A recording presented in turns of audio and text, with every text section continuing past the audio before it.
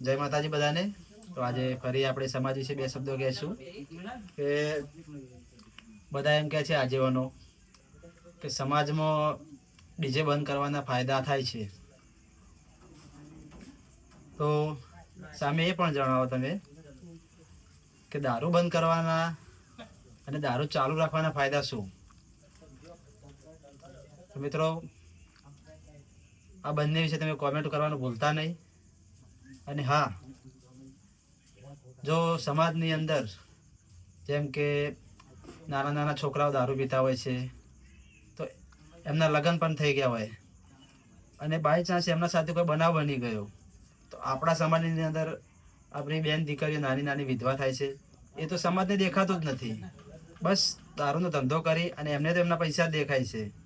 અને હા, બીજી રીતે એમ કહે છે કે ડીજેથી આપણને નુકસાન થાય છે, તો શું દારૂથી ફાયદા થાય છે? આપણને અફણથી ફાયદા થાય છે? પણ સમાજને જે આગેવાનો છે દરેક ગામના, એમને બસ એમની જ મોજ શોખ પડી છે કે દારૂ પીવું છે, અફણ પીવું છે, રાવણો કરીને અફણ પીવો છે।